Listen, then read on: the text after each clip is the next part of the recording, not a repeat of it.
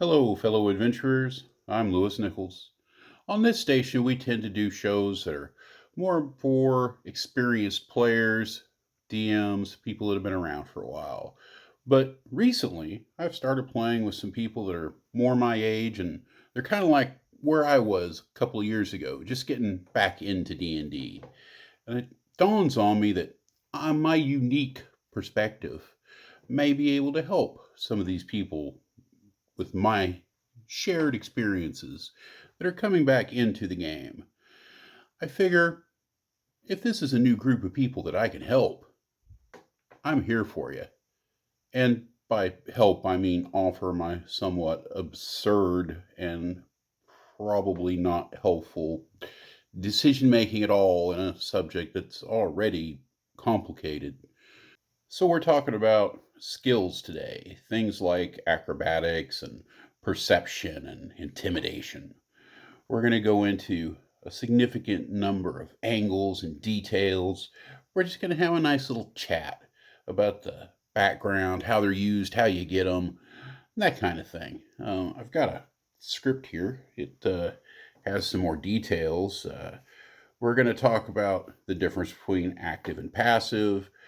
We're going to go into where those skills come from, how your character gets them, how you should choose them, advanced knowledge type things like, okay, hint, hint, we're talking about expertise and things like that.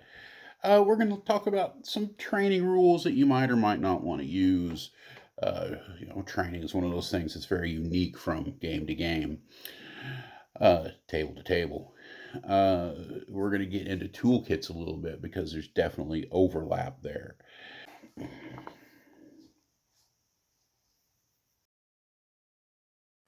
You can do, or attempt to do, just about anything in Dungeons and Dragons that you want to do.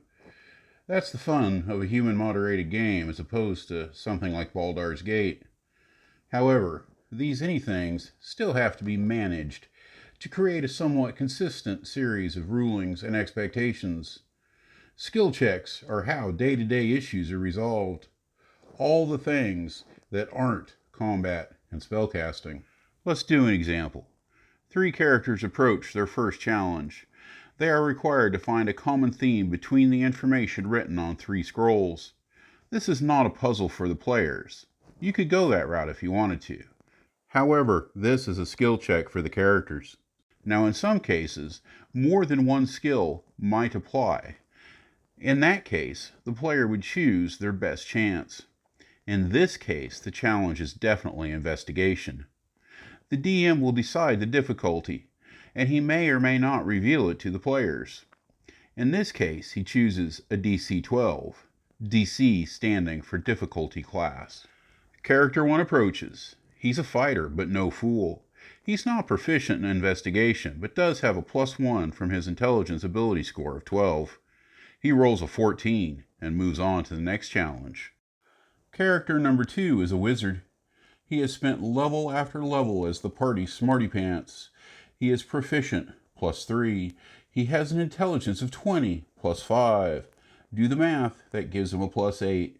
However, dice rolls are still required, and he whisks with a roll of 2 on the dice for a total of 10. He simply overthought it and missed the clues that his fighter thought was obvious. Ironically, if the wizard would have been looking the scrolls over in a more casual manner, his passive score would have kicked in and he would have seen the answer. But more on that later. Finally, the cleric steps up to the podium and looks over the papers. He is not proficient and isn't all that smart. He rolls a 12. Ha ha! Success! Oh, I have a -1 modifier.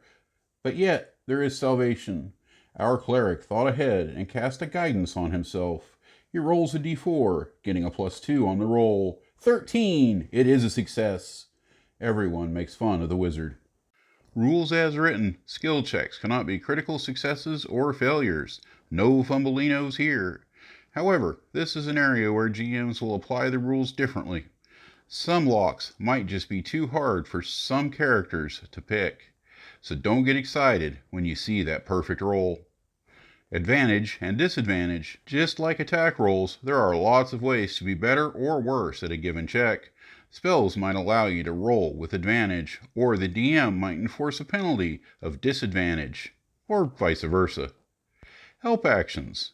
You can often assist another player in a skills check, giving them advantage on their dice roll.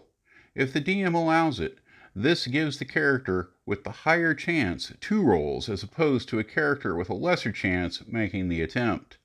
For instance, if a character is looking for his chariot keys, he may be making a perception roll of +5 after bonuses. His buddy has no bonuses, so instead of each character making a roll, one at +5 and one at +0, the better character makes 2 rolls, with a +5 on each, of course taking the better of the 2.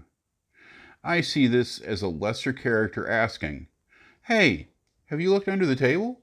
Hey, did you check your pockets? What about the refrigerator?" Turns out they were on the second shelf right behind the dragon's tongue the whole time. Alright, let's get into the weeds a little bit, tackle one of the bigger problems with this whole system. What do you do when a player says, "Hey DM, is he lying? I'm going to make an insight check." Ah, 6. Suddenly, the whole table wants to make a check. They all know that roll was a 6 and everybody wants to do better. Now, taking away a player's power to roll their own dice is not really an option. But if everybody rolls, it virtually guarantees that somebody is going to make it. Further, if the first player hadn't asked for that roll at all, the rest of them probably wouldn't even have thought about it. My solution is, if I see it coming, is to have the group make a kind of a group check. Essentially, it's a help action for one of the players with a better chance of making it. Guidance can apply in most cases. A second option might be taking an average. Most of us have seen how Matt Mercer handles group stealth checks. So how do you know what skills you're proficient in? You get your skills from race, class, and background. You may also gain them from feats. My suggestion is you pick as many as you can at once when creating the character, because you can't just choose anything. For instance, a class might give you a choice between A, B, and C. You really want C, so you mark it down. Then you choose a background. It gives you C, D, and E, but you don't like D and E at all, and you already have C. Now what do? Obviously, you should just take C with a background and then add A or B. Now, could I have made that more confusing? Yes. Don't challenge me. I do recommend you always take 2 things into account. First, play to your strengths. If you have a bad intelligence, consider avoiding skills that are intelligence-based. Second, make sure you're picking things that fit your character's personality and backstory. You want to use these things as role-playing tools. As such, they don't always have to be super optimized. You can be a barbarian with performance, even if it's just for flavor. And yes, these 2 pieces of advice might contradict themselves.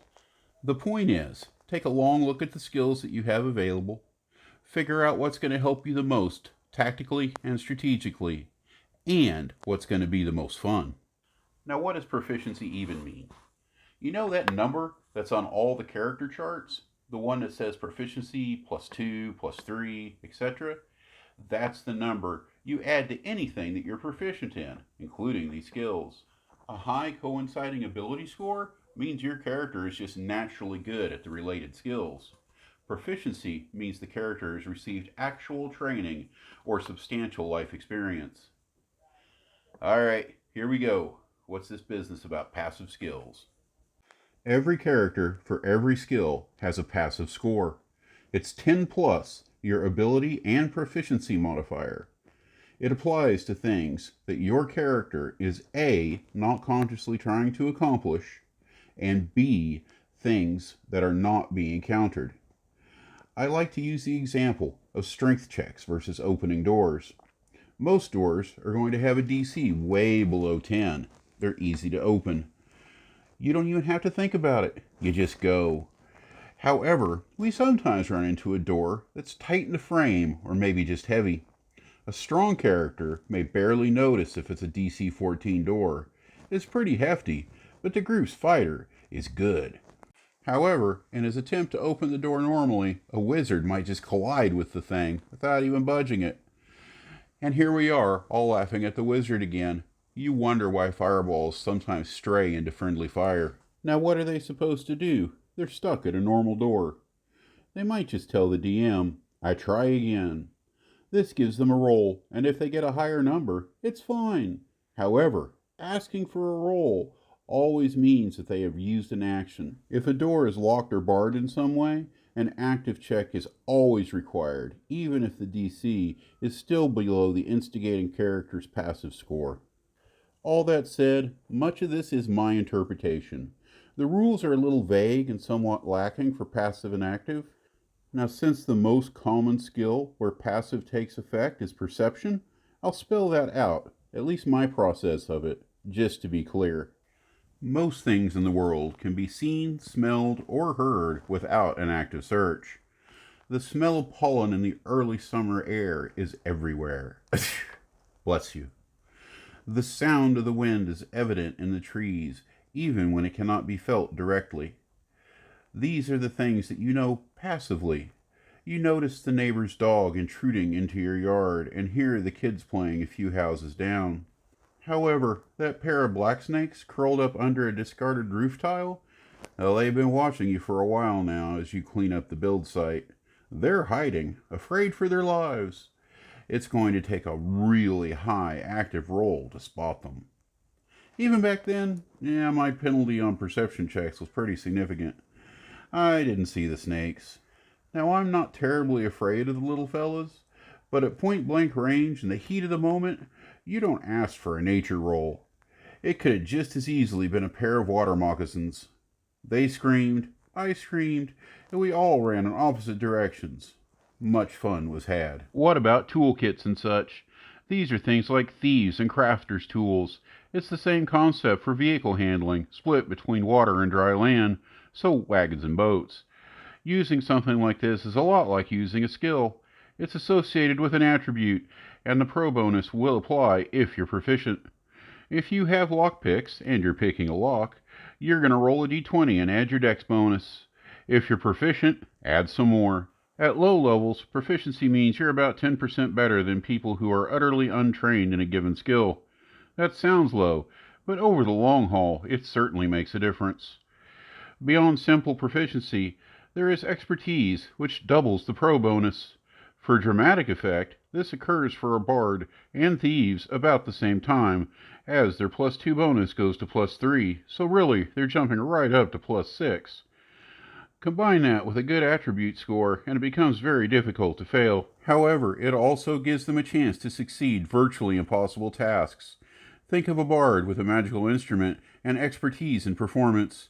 Off the cuff, he might be knocking around a +13. More than enough to thrill most crowds even before the d20 is rolled. Total results exceeding 30 become almost normal. The last degree of rules as written mastery gives some characters in some skills an automatic 11 if less than an 11 is rolled. Then bonuses are added. As we get deeper and deeper into the video, I should warn you that many of these concepts are becoming more and more my own take on the rules. Just a warning, different game masters will have different opinions. Personally, I see no reason that magical tools wouldn't exist. Lockpicks, crafting tools, survival gear, I see all of this stuff being fairly common at +1, although it may be expensive. However, at +2, it's going to start tapering off, become a lot more expensive, but you still might be able to find something. Guidance is almost universal in adventuring groups, but I see this as only being useful on spot checks.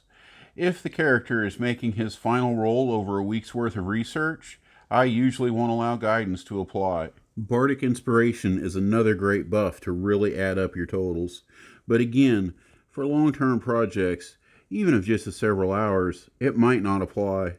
I do tend to be more lenient here if the bard is playing for the character at least 40% of the time. Help action is often on the table, but DMs might restrict it. It's not unreasonable to rule that an assisting character must also have proficiency in the skill. Finally, setting might matter. DMs can enforce penalties for conditions, injury, or illness. Light levels matter, as does the ability to concentrate on the task. Sabotaging checks on long-term projects might be fairly easy if the adversary can cause regular interruptions. You've come this far with me. Let's take that last step into the deepest, darkest part of the swamp. Training. Now, I've moved around a little bit on this over the last year or so, but let me tell you where I'm at. I think the spirit of 5e is best served by short or non-existent training times. There is no need to make a player train at all if you don't want to. You can assume that all the rules as written improvements to a character as they gain a level, that they're all just part of natural advancement. However, it is also just as reasonable to require a little money and time be taken between levels, but I wouldn't get carried away, as I have a tendency to do. Speaking of skills specifically, since that's what we're doing here, I see level advancement as a burst of potential learning. If some aspect of their level gives them a new skill or makes them better with a skill, they get it instantly. I do, however, allow training beyond this. I allow characters to use time and money to learn proficiency in toolkits, even expertise. I may go even farther, though I have yet to finalize the details. I am no longer wholly opposed to allowing characters to learn more full skills than the rules allow, possibly even getting into expertise. Again, time and money are the key, and we are talking many, many months and many, many dollars. But again, I haven't worked out those details. I'll keep you informed. I want to thank you all for dropping by. It's been a pleasure hosting you for this last 17 minutes or so. You all make the world a better place, and I'm glad you're in it. Next time, we're going to take a walk through the DMG, or maybe some world building stuff. Leave a comment and make a suggestion. You might get exactly the video you want. In the meantime, I hope you all have a spectacular day. Cheers.